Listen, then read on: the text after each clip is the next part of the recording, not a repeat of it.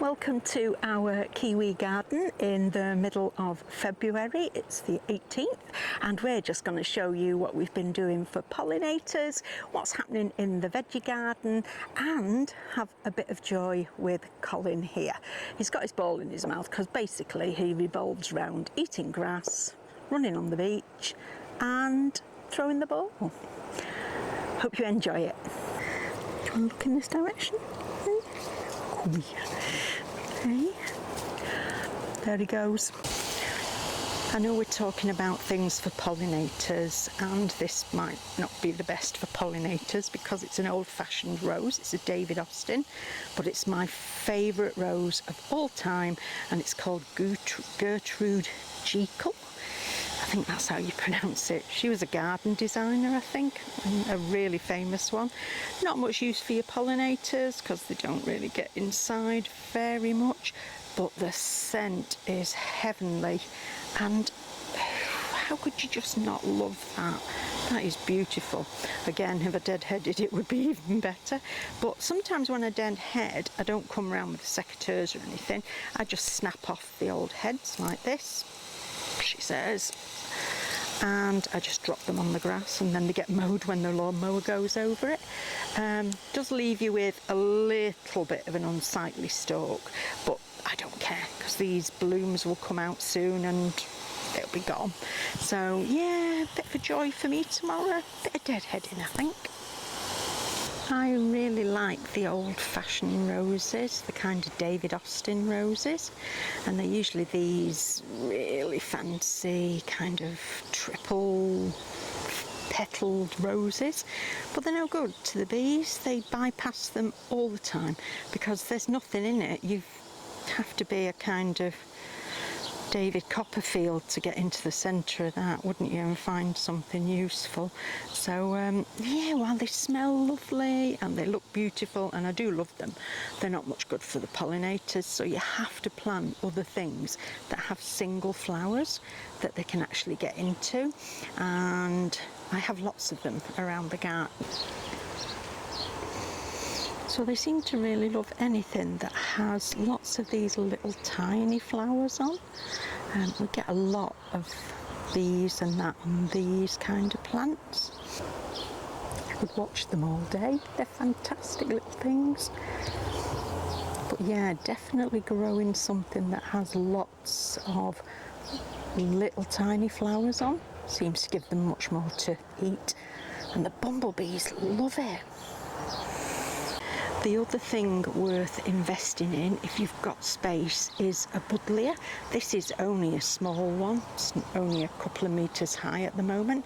And what I do with the buddleia is every year I cut it off at the ground about 18 inches, something like that, and it sprouts back. You can barely kill a buddleia, but bees absolutely love it because there's hundreds of little flowers on each spike, and each one of those has a tiny little bit of nectar in it, so they absolutely adore them. If you've got space, bung in a buddleia. The other one that I grow quite a few of is Lavatera, and this is it here. It has really big open flowers that the actual bees can get inside and get the nectar from, and I sometimes come out of an evening and you'll see them actually go in sleep holding on to the flower. Lavatera, really good, and it's another one of those that you can cut hard back, so you can see this is all new growth. All this green is spindly new growth, but the actual bush itself is quite thick down there, and I just cut it off again, maybe to 2 feet, half a metre even, and it grows perfectly well the next year. It gets this kind of funny callousy knobbly bit on it. I don't know if it's our climate or not, but in fact all I do is I just cut it off and it resprouts again next year. There's a tree that the honeybees really seem to enjoy. I think it's called a grevillea, I think. It grows to about 4 meters tall though, and about as much wide, so you have to be careful. But the absolute honeybees love it, or even solitary bees or whatever type bees they are. I think it's because they can go for these little tiny flowers, because each one of those is a little tiny flower, and they can get heaps of stuff off it. I think that's why they go for it, I hope. For some reason the bees seem to love this lavender. It's a different type than one I've had before, and they just seem to absolutely love it. Can't get enough of it.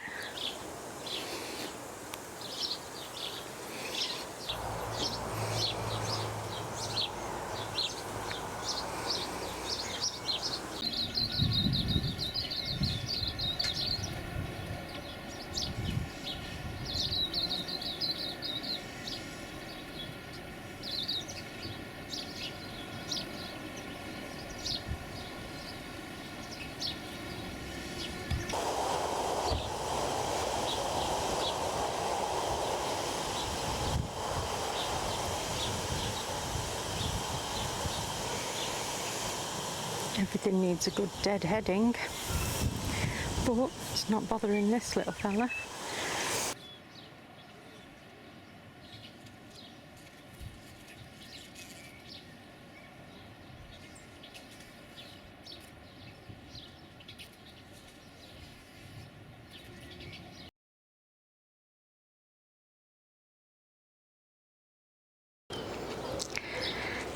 So a little look around the garden at a few things that we've been growing, because it's summer here in the southern hemisphere and we've had consistent 20 odd degrees for the last couple of weeks, so it's been really good for everything. The actual squash is doing really well. I just made this out of a mound of earth. I just piled it up on top of the wood chip path, and there's 4 squash plants in here, and I know people will be looking at it going, they're planted awfully close, but they have great nutrition. We are on heavy clay soil, and what that means is that it holds the nutrition really well. It can get a bit boggy, but seeing as these guys like lots of moisture, it will be really good. So I just want to show you my pride and joy. I'm desperately going to try and zoom into it so you can see. This apple is newly planted this year, so not been in very long. I think it's called a peas good nonsuch or something like that. I've always wanted one. I have one apple. That is him. That is my pride and joy. We'll see if he survives. We have very strong prevailing winds here that tend to knock fruit off if we get storms, so I'm just fingers crossed that he holds on. Something else that's doing really well are the artichokes. I absolutely adore these. My husband can take them or leave them, but I tend to take a few off, and then every now and again I just leave one for the bees. That started off as one tiny little plant that I grew from seed. I thought I would never get it, but this is about 4 years old now, and it's divided itself and doing really, really well. We have tomatoes in here, but because you can see it's quite shady, the house shades it a little bit, they get really quite leggy, so you can see there's big kind of gaps between the leaves and the trusses, but we sometimes get stuff off them, and if we get something it makes me very happy. If we don't, I don't desperately worry about it. And the whole thing has several. You can see there's quite a few, but again, see how leggy they get? I think because the grapevine shades them as well, so that doesn't help. And literally until lunchtime it gets no sun whatsoever. There is a few tomatoes on them, and I have taken the side shoots off, that kind of thing. And bless them, the ones that are in the darkest part, so in this corner here is where it joins the house, and so there's no sun at all directly here. But look, bless them, the ones that have got the worst growing conditions are giving me tomatoes, bless. Look, just 3 of them. Compared to how the ones do in the new Polytunnel, You can see they're much more lush and got a few more fruit on them than the others. But this polytunnel's the first year, we've not had it before. So it's been quite exciting for us to get in there and actually grow something in here. It's only tiny, it's only 2.5 metres by 3 metres, so it's tiny. But I think I've made a bit of a mistake already with it.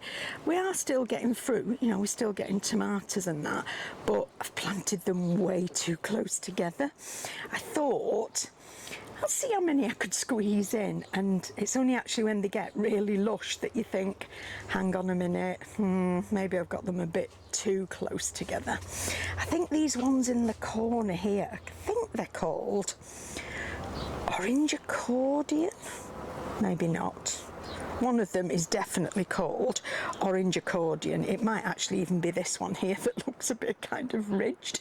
I have got labels at the very bottom, but I can't even see them now. But these guys are doing so well. Our biggest failing is that we just can't seem to get enough ventilation. It has these kind of louvers at the end, and the reason they're closed at the moment is because it was so windy last night. They said we were going to have gales, and I thought it's going to take me it's going to like rip my polytunnel apart. But even still, even when they're open, you don't get a massive amount of ventilation. That's the only thing I would say. And it's got no ventilation in the roof. There's no kind of anything that pops up in the roof, so we're a bit stuck with what we've got. So we just leave that open, leave the door open, and hope the best for it. The other thing that's growing really well is melon. I've never managed to grow them this lush. I've never grown them this well before. But in fact, again, I planted them way too close together again. And I've tried Charles Dowding's trick of growing them up a piece of paracord. This is, I think it was Danny on the Grapevine Garden, is it, that talked about paracord? Somebody did anyway. And so I got some. And I thought, yeah, actually, you might look at it and think, oh yeah, but it's plastic and whatever, but it supports really well, and I've used that now for, this is the 2nd year, so if I get 3 or 4 years out of it, it's probably better than something that I'm just going to throw away every 5 minutes. Not quite sure. The other thing I planted way too close again is I planted eggplant or aubergine, but again they're doing so well. If I get out of the way you can actually see they're doing so well. I'm really pleased with them. And in the corner, bless, is a watermelon. Now, I've never managed to get anything off a watermelon that's anything bigger than an egg cup size. So if I get anything off it, I will be as pleased as punch. The other things that are growing in here are seedlings and that have been potted on, and we're just waiting really for a bit of space. I'm going to pot these on again into bigger pots and grow the 3 aubergines in the back there, the eggplant, grow them up a bit more. There's some peppers, they can go in bigger pots soon. And these are spare cucumbers. The other polytunnel, that's the other glass house that's got the tomatoes in the grapevine, they've got cucumbers growing really nicely, but these are doing so well. I'm just going to pop them on, and there's not a massive amount of growing space in here because I didn't actually make a bed on this side like I did on the other. I've kind of used it as a potting table and stuff like that. I may do something different, but what I have got is I've got this bench, this kind of shelf here that will be really good. I'm just going to put these into bigger pots and see where we go from there. I might even put some paracord or something up to there, and then maybe straight up to the roof above us, and hopefully we'll be able to grow them up kind of strings up there. But the thing for me today is really just to get them potted on, because they're growing really well, and I think they're ready, because if you look at the bottom you can see there's roots starting to come out. They are ready for the next phase. The problem is it's too hot in here to actually do it. The sun is beating down on us, and it's I think it's 30 something in here. Well, I physically can't stand that, so I'm going to take them outside and pop them on outside on the lawn.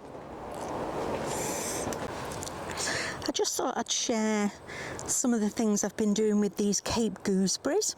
So 2 years ago, I grew them in tubs and we had a great crop. And then last year I decided, no, I know what I'll do. I'll put them in a bed and give them plenty of fertiliser and all this kind of stuff, and I got loads of green and got no fruit off them at all.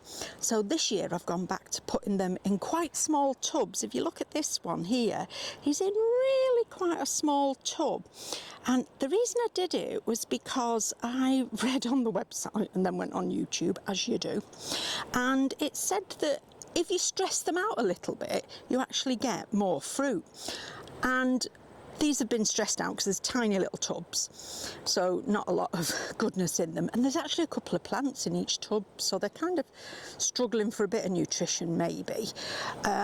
But what I have found is that we've now started to actually get some fruit out of them, as you can see with that one there. We are starting to get some flowers. So maybe there is something to be said for stressing them out a little bit and it forces them to make fruit.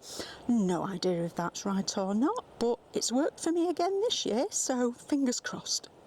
Thank you for watching. We hope you got something out of it and had a little bit of joy. We certainly had plenty of joy. We've still got really nice weather, so we're going to make the most of it. We're going to go for a run on the beach, and Colin's going to beggar off now because he's just seen the daddy. And we'll catch you next time. Big licks from Colin. Go on, go and see your dad. What are they like? Never worked with animals. But I love him.